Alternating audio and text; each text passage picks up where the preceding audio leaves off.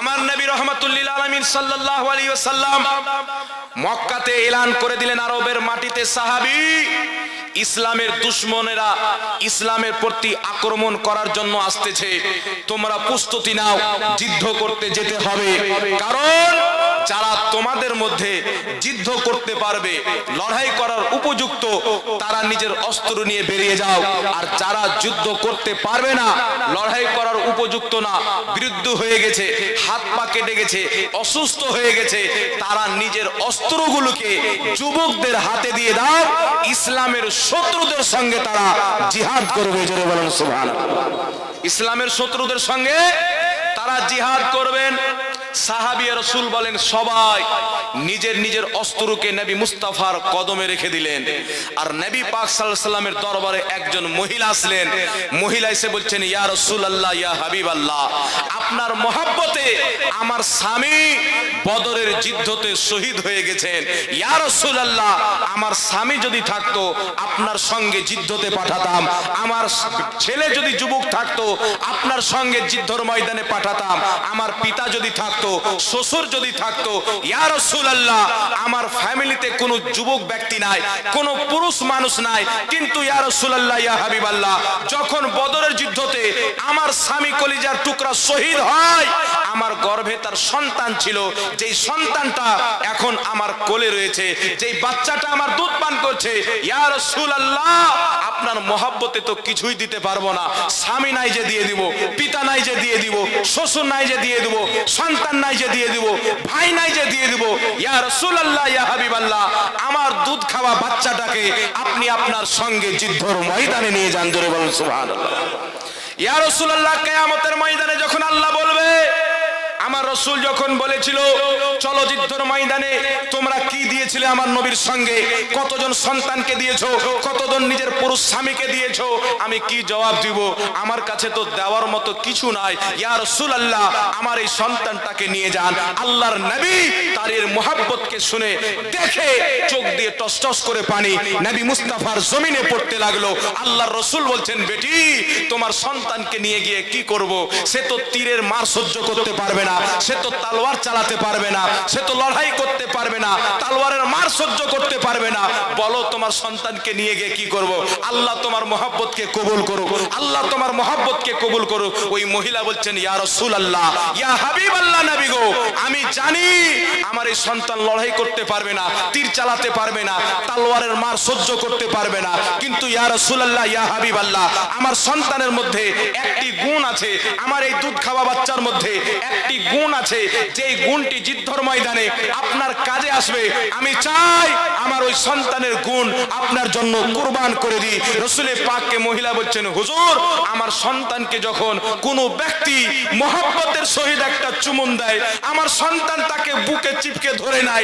ইয়া রাসূলুল্লাহ, আমি চাচ্ছি যুদ্ধের ময়দানে কোনো কাফির যখন আপনার দিকে তীরের নিশানা করে মারবে, আমার এই সন্তানকে আপনি একটা চুমুন দিবেন, আমার সন্তান আপনার গলাকে চিপকে ধরবে, তীর আপনার শরীরে লাগবে না, আমার সন্তান নিজের গায়ে তীরটা নিয়ে আপনার মহব্বতে শহীদ হয়ে যাবে। জোরে বলুন সুবহানাল্লাহ।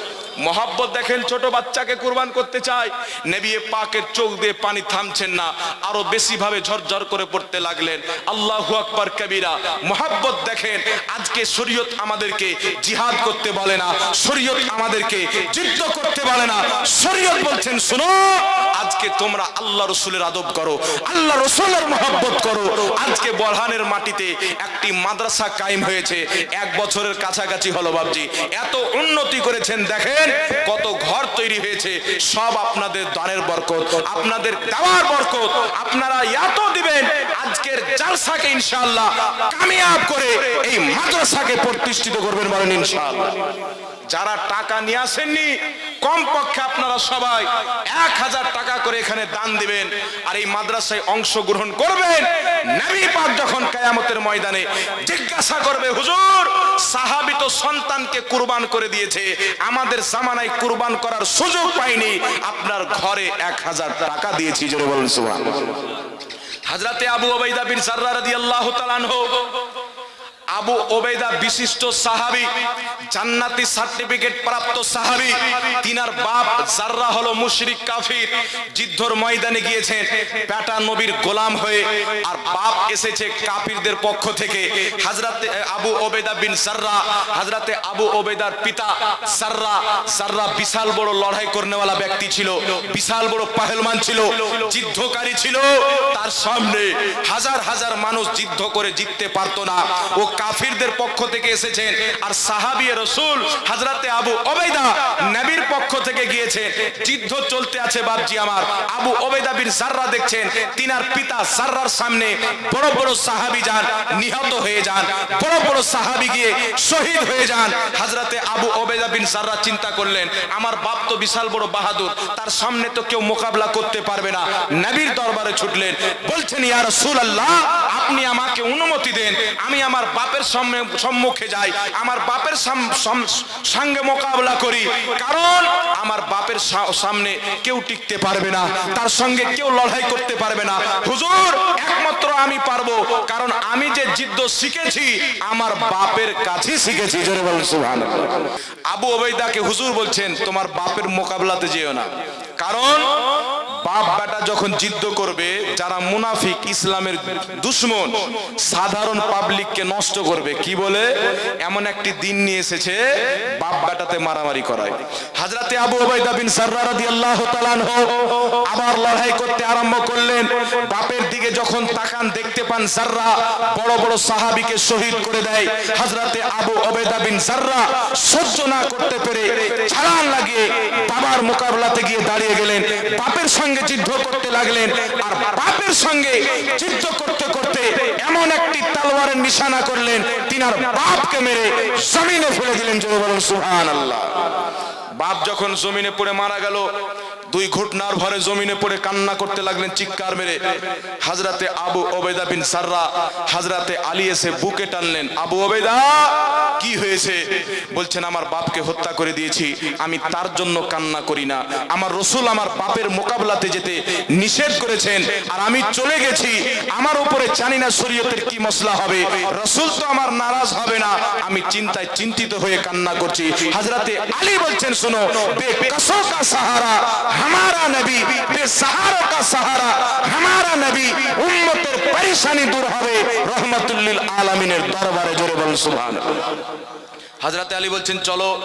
ওই জামানার একটা রেওয়াজ ছিল, যখন কোন সাহাবী বড় বড় জুলুম করতেন, নিজের মাথার পাগড়ি গলাতে বেঁধে মুজরিম সেজে নবী মুস্তাফার দরবারে হাজির হয়ে যেতেন। জোরে বলেন সুবহানাল্লাহ। তাই আমার আলা হযরত বলেন, মে মুজরিম হুয়া কা মুঝে সাথ লে লো কে রাস্তে মে হে যাবা চাথানে वाले। হযরতে আবু ওবেদা বিন জাররা হযরতে আলীর সঙ্গে নবী মুস্তাফার দরবারে এসে বলছেন, ইয়া রাসূলুল্লাহ, ইয়া হাবিবাল্লাহ, আমার বাপের মোকাবেলাতে যেতে আপনি নিষেধ করেছিলেন, কিন্তু হুজুর আমি যদি না যেতাম অনেক সাহাবীকে হত্যা করে দিত, আমি সহ্য না করতে পেরে আমার বাপকে হত্যা করেছি। হুজুর শরীয়তের কি মসলা আমার উপরে হবে? আপনি কি অসন্তুষ্ট হয়ে গেছেন নাকি?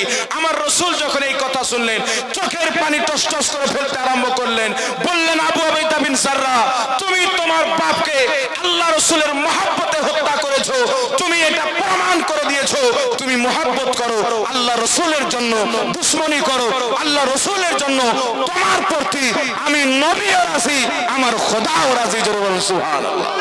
তুমি নবীকেও রাজি করে নিয়েছো, আল্লাহকেও রাজি করে নিয়েছো। হযরতে আবু ওবেদা বিন জাররা রাদিয়াল্লাহু তাআলা আনহু নবী পাকের এই কথা শুনে খুশি হয়ে লাফাতে লাফাতে নারা মারতে মারতে চলে গেলেন।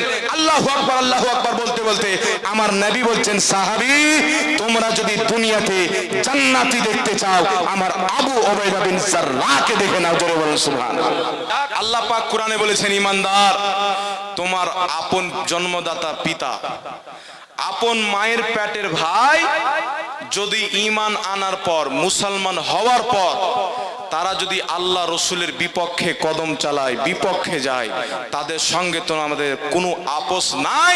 এটা সাহাবী বাস্তবে করে দেখিয়ে দিয়েছেন। জোরে বলুন সুবহানাল্লাহ। কার মোহাব্বতে বাপকে হত্যা করলেন? আল্লাহ পাক আমাদেরকে নিজের পিতা মাতা আত্মীয় স্বজন সবার চাইতে নবী মুস্তাফাকে মোহাব্বত করার তৌফিক দান করেন। সকলে বলেন আল্লাহুম্মা আমিন। যেমন বাপের বিরুদ্ধে বললে পায়ের রক্ত মাথায় চেপে যায়, রাসূলুল্লাহর বিরুদ্ধে যদি কেউ বলে আপনার রক্ত যদি হিট না হয়, বুঝবেন আপনার ঈমান খাল্লাস, ঈমান শেষ আছে। নবীর বিপক্ষে কথা শুনলে যখন আপনার শরীরের রক্ত দাউ দাউ করে জ্বলতে আরম্ভ করবে, বুঝে নেবে আপনার রক্তের মধ্যে ঈমান বাকি আছে। জোরে বলেন সুবহানাল্লাহ। তো যাই হোক, আপনাদের সম্মুখে পশ্চিমবঙ্গের বিখ্যাত দুইজন মুফতি উপস্থিত আছেন। আপনাদের মাদ্রাসার হেড শিক্ষক মাওলানা গোলাম মুরসালিন সাহেবের শিক্ষক হুজুর মুফতি আলী হোসেন তাহসিনী কাদরি সাহেব কিবলা, প্রতিষ্ঠাতা কানজুল উলুম মাদ্রাসা গোপীনাথপুর ইসলামপুর উপস্থিত আছেন দেখছেন। আর হুজুরের শিক্ষক হুজুর শেরে বাঙ্গাল মুনাজির আহলে সুন্নাত হযরত আল্লামা মুফতি জুবাইর হোসেন মুজাদ্দিদি সাহেব কিবলা মাদ্দাজিল্লাহুল আলী, তিনিও উপস্থিত আছেন। আল্লাহ পাক ইনাদের হায়াতকে যেন লম্বা করে দেন, বলেন আল্লাহুম্মা আমিন।